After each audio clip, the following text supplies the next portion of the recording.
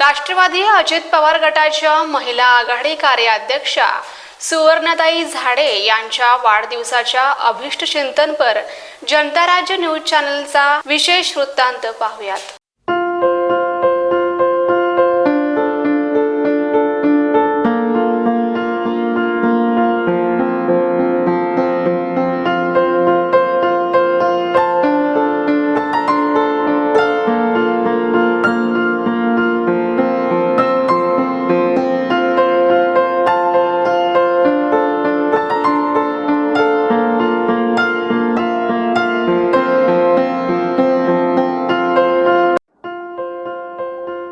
शेतकरी कुटुंबात जन्माला येऊनही आपले वेगळेपण जपणे हे अनेकांच्या भाडी नसतेच।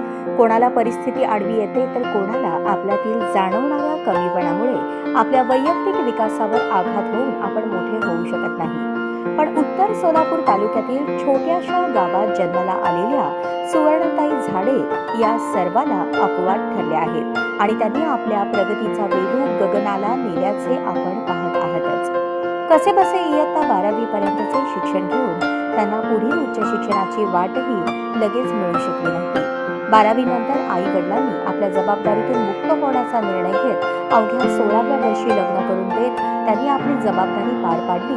परंतु सुवर्णाताईंनी लग्नानंतर वेगवेगळ्या कोर्सेस तसेच पत्रकारितेचे धडे गिरवत आपल्यातील आलेली मरगळ झटकून टाकत सामाजिक कार्यात स्वतःला वाहून घेतले।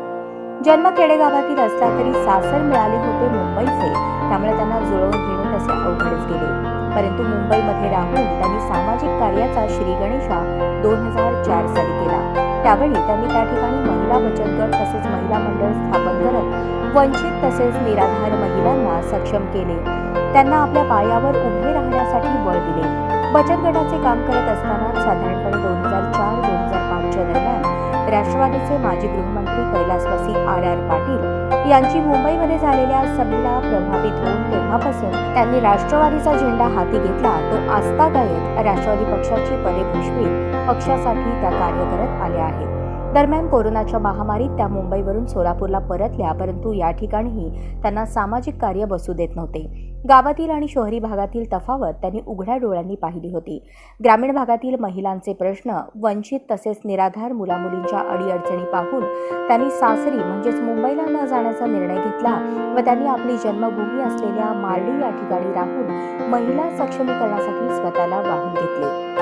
गावातील असलेल्या लाईटचा प्रश्न, गावकऱ्यांना पिण्याच्या पाण्यासाठी करावी लागणारी पायपीट या मूळ प्रश्नांना त्यांनी हात घालत ते प्रश्न सोडवण्याचा प्रयत्न केला। दरम्यानच्या काळात 2022 साली महिलांसाठी आरक्षण पडल्याचे पाहून अनेक महिलांच्या आग्रहास्तव सुवर्णाताईंनी 2022 ची ग्रामपंचायत लढवत हम भी कुछ कम नहीं म्हणत तब्बल 1700 मते घेत आपला इरादा स्पष्ट केला होता। परंतु त्यावेळी त्यांना काही मतांनी पराभव स्वीकारावा लागला। तरीही खचून न जाता आपल्या खिशातील 15 ते 20 लाख रुपये आजपर्यंत समाजासाठी त्यांनी खर्च घातले आहेत। समाजात होत असलेली महिलांची पिछेहाट त्यांना कदापि मंजूर नाही, म्हणून त्यांनी वर राखून महिला बचत गटातून महिलांना स्वतःच्या हिमतीने मोठे होण्याचे बळ सुवर्णाताईंनी दिले। शेतकऱ्यांनी एकत्रित बी बियाणे खरेदी करत जवळपास 2 ते 3 लाख रुपये वाचवून दिल्याचेही आपण पाहिले आहेच।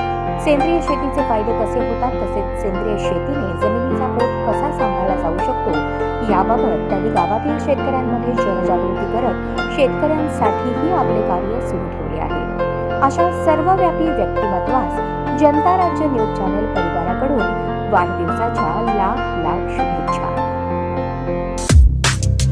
या बातमीपत्राचे प्रायोजक आहेत विराज मॉल। अशाच नवनवीन अपडेटसाठी जनता राज्य न्यूज चॅनलला सबस्क्राईब करा, लाईक करा आणि शेअर करायला विसरू नका।